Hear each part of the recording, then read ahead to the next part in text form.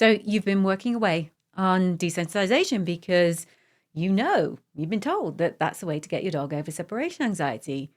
But somehow it's just not working.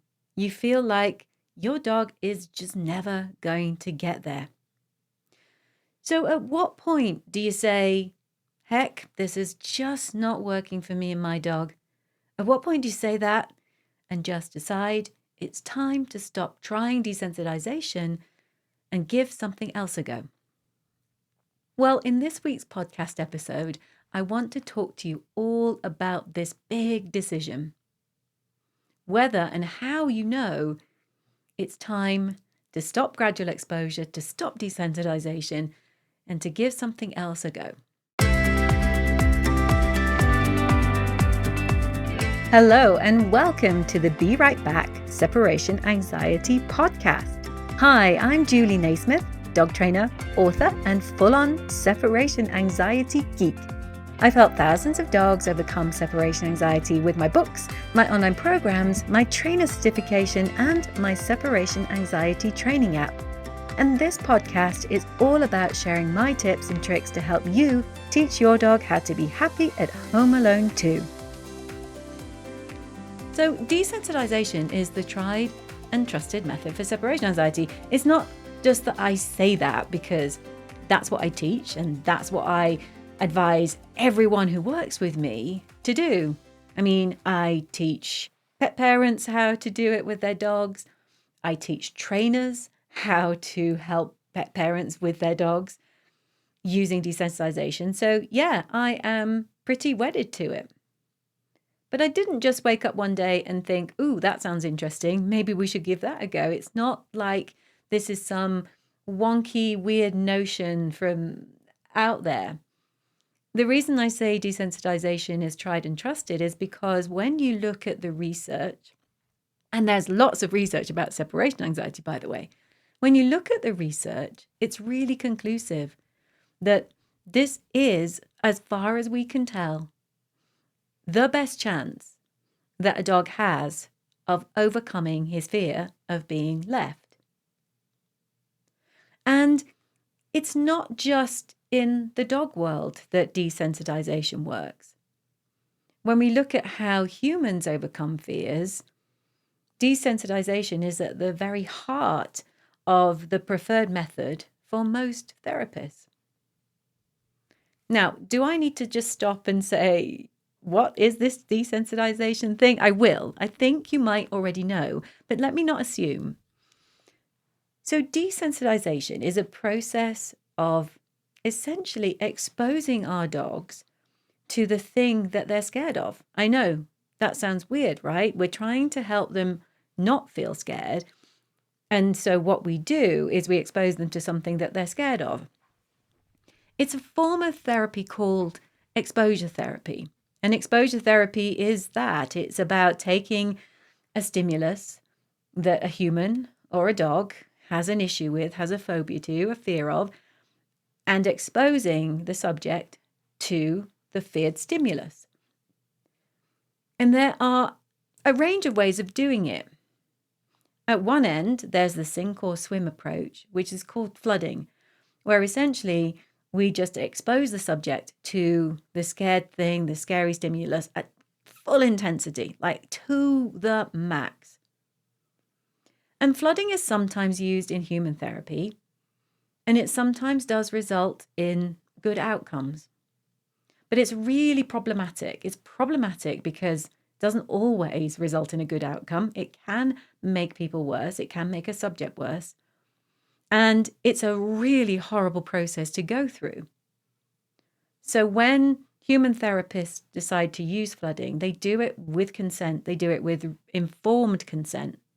They tell their patient that it could be awful. It will be awful because it's a full-blown exposure to the thing that petrifies them. They explain the risks and they explain the upsides. And when it works, well, that's a great outcome. That's fabulous. And, the patient may well forget how horrific it was. But when it works in tandem with a therapist being there to explore how the patient feels after their full-blown exposure. right? So if we think about whether we could use that with a dog, well, that gets really difficult, doesn't it? Because we can't ask for informed consent. We could ask the human, the pet parent, for informed consent, but that's not the same as asking the dog whether they want to go through this horrible process. And then also the bit that's missing is this rational discussion at the end. This, well, you went through that, but you survived, didn't you? Woohoo! So you can't do that with a dog. You can't have that conversation. And so instead of opting for flooding, which is inhumane and unethical when it comes to dogs, we go to the other end of the exposure therapy continuum, and that's gradual exposure. And gradual exposure and desensitization, you can kind of think of them as being the same things. In the dog training world, we tend to say desensitization. In the human therapy world, we tend to say gradual exposure. But the concept is the same. It's taking a small amount of the thing that the patient or the subject, the dog in our case, is worried about, and you gradually increase the intensity. The intensity starts so low that there's no fear. And you increase the intensity as long as there is no fear. And it works. It does work. It works for dogs and it works for humans. But there are some downsides. And if you are working with a dog with separation anxiety, you might already be well aware of the downsides. But it takes time. The biggest complaint that most people have is just how long it takes, especially with a dog. Why are dog and human brains different? Well, they're actually pretty similar. But it's much harder, well, it's impossible to have the type of relationship. If you're a behavior consultant or a trainer, you don't have the type of relationship with a dog that a therapist has with a patient. We are gradually exposing the dog to alone time, to the scared stimulus, but we're not having an engaging conversation about how does that feel and how did you respond and do you think you could have responded differently? All we've got, the only tool that we've got is the exposure. Now, lots of studies say that it's actually all about the exposure. The exposure to the scared stimulus matters. But we definitely can't engage the dog in conversations about how the process is going. Could we do it differently? Can we improve it? And so on. So it can be a lengthy process. Getting a dog over something that it really fears isn't days. It's not even weeks. For most dogs, we're talking months and months. And that's hard. If you've got a dog that you can't leave and your life is suspended, you have no freedom, you have to think about every single thing you do because you can't leave your dog. You're always thinking, how do I get cover for my dog? What can I do? I can't leave the dog. I'm going to have to say no to that. That's life, right? With a dog with separation anxiety. And so dealing with that while at the same time doing this training, which is energy sapping, even just doing the training takes time and it takes energy, and you have to do it for a long time. So no wonder lots of people start to feel like, oh, I just can't do this. This just isn't for me. And that, like I say, is typically the biggest complaint I hear from people, that it's just taking too long. The reason it takes too long, well, too long, yeah, it's too long. But the reason why it takes so long, why are we talking months? Why are we talking such an extended period of time? Is because we're trying to create a brand new association in your dog's brain. And we're fighting against the old association. So we're trying to create new neural pathways in your dog's brain. And that's not an instant thing. Not only are we trying to create these new neural pathways, but dogs have, just like us, fairly lazy brains. And so it's easier for a dog and it's easier for us to always revert to old negative thinking. It's just easier. The old negative neural pathways are nicely grooved and it's easier to revert to them. And so as we're doing this gradual exposure training, it's really common for dogs, actually, and for us, to revert to how we used to think, to revert to those old associations. So it takes time, it's up and down, and so it becomes an emotional roller coaster journey that's drawn out too. No wonder we all end up at some point feeling exhausted. And by the way, there isn't anybody who's now got a dog over separation anxiety whose dog has recovered as a result of using desensitization. There's not a single person who hasn't felt like giving up, who hasn't felt exhausted, who hasn't felt like this is never going to work for them. But they continue. How about you, though? Maybe you're thinking, no, I just can't. I just cannot do this anymore. I can't cope with the ups and downs. I can't cope with how long it's taking. I actually really don't like the training either. And that bit I really understand, because it's not like trick training, is it? It's not like having fun with your dog at agility or doing scent work. It's labor, and it is pretty dull. Let's be honest. I mean, actually, a big part of separation anxiety training is being dull. It's about making you leaving dull. So it's not something most of us get up in the morning and say, I can't wait to do. I can't wait to do separation anxiety training today. No wonder then you have moments where you think, I know this is the right thing to do, but I am done. So how do you know? How do you know if it's not just a bad period that you're going through, but it's time for you to give up? Well, before you do, I need you to ask some questions of yourself. Question number 1. When you're training, could you be missing something? Anything? Is it possible that you are missing some signs of anxiety in your dog?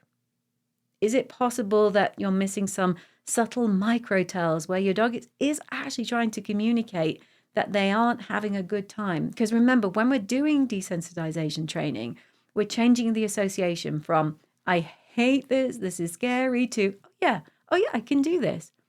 So if the dog is anxious when we're training, we're not changing that response.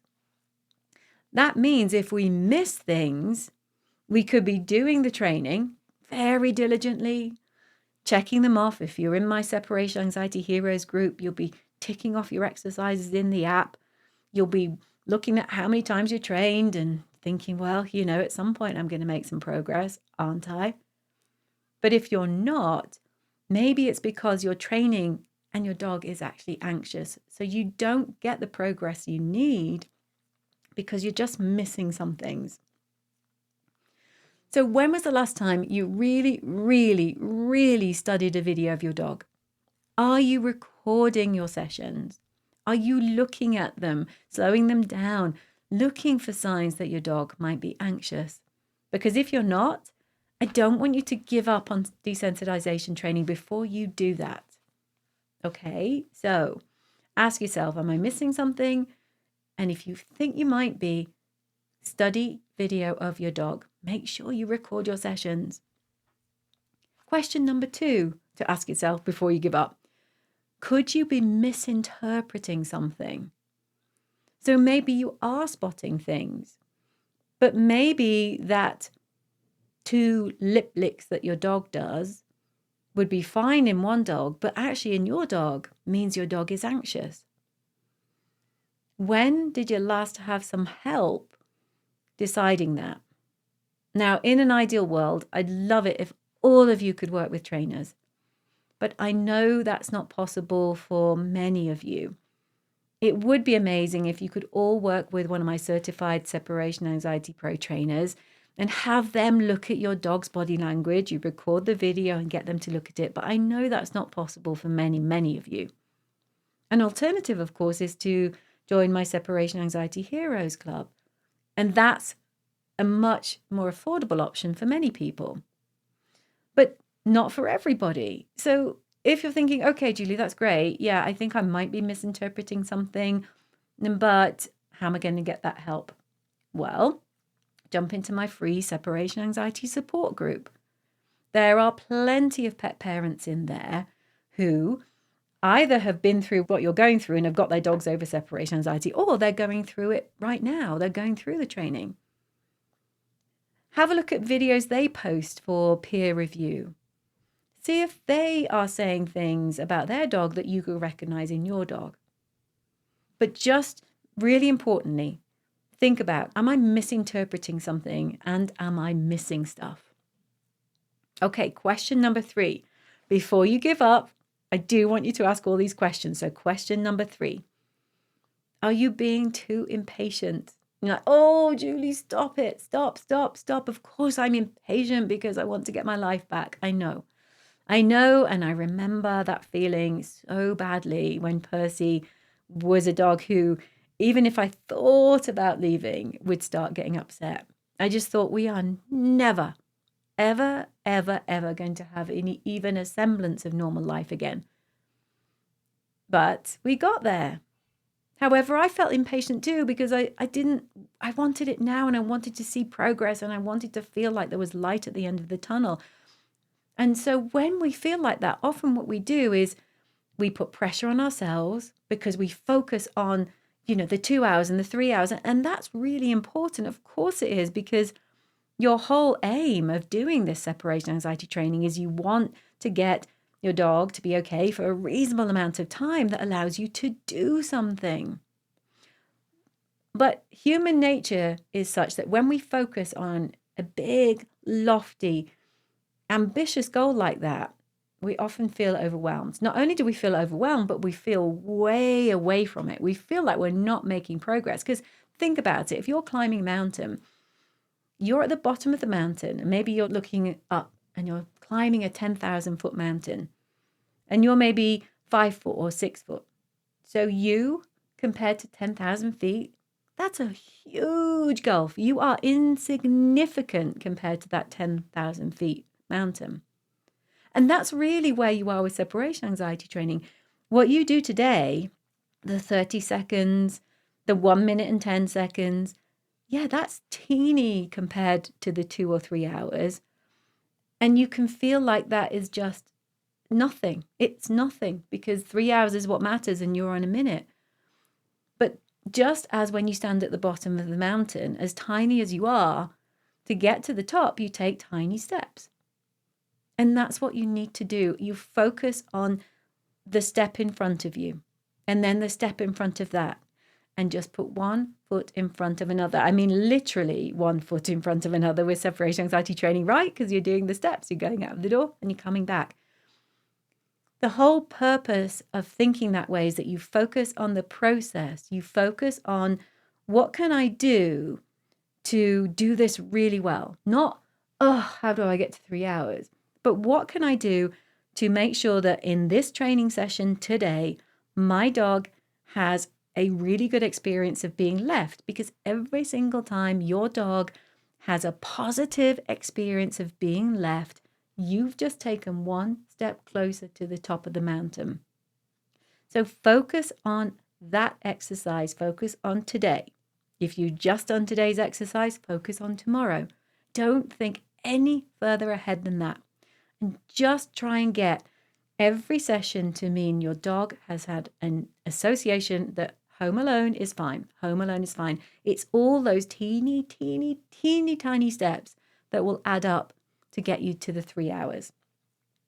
Also, don't do the maths on it. So if you're at 10 minutes and it's taking you weeks or months to get to 10 minutes, I don't want you to do the maths on it. So don't get your calculator out and say, okay, if I'm at 10 minutes after 2 months, then and you put the numbers in your calculator and you go, oh my goodness, I'm going to be 80 before my dog gets to 2 hours. Don't do the maths, because it's not like that. The first few minutes, the lower minutes, take a long time. You spend way more time on those because the beginning of the change is the biggest challenge for your dog. So the beginning, the